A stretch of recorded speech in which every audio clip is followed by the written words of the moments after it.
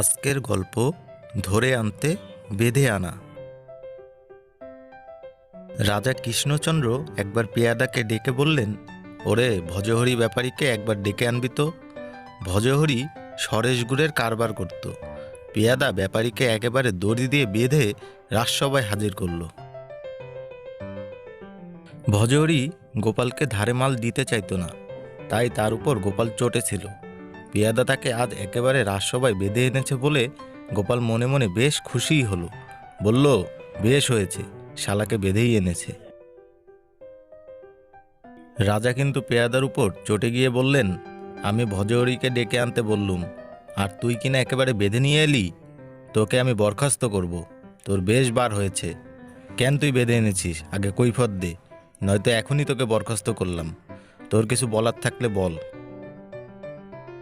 পেয়াদা কাঁদতে কাঁদতে বলল, আর করব না হুজুর, এবারের মতো বেয়াদবি মাফ করুন, না হলে খেতে না পেয়ে মরে যাব।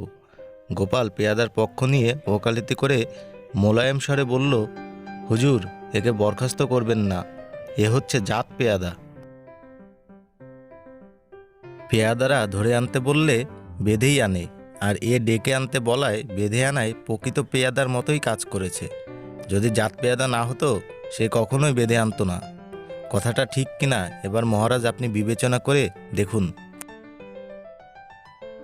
গোপালের কথায় রাজা হেসে ফেললেন এবং অতি করিতকর্মা পেয়াদাকে ক্ষমা করে দিলেন সেবারের মতো। বললেন, এবারের মতো অবশ্য মাফ করলাম, আর যেন কখনো এমন না হয় মনে রাখবি। বন্ধুরা, ভিডিওটি যদি আপনাদের ভালো লেগে থাকে তাহলে অবশ্যই লাইক, কমেন্ট এবং সাবস্ক্রাইব করতে ভুলবেন না। ধন্যবাদ।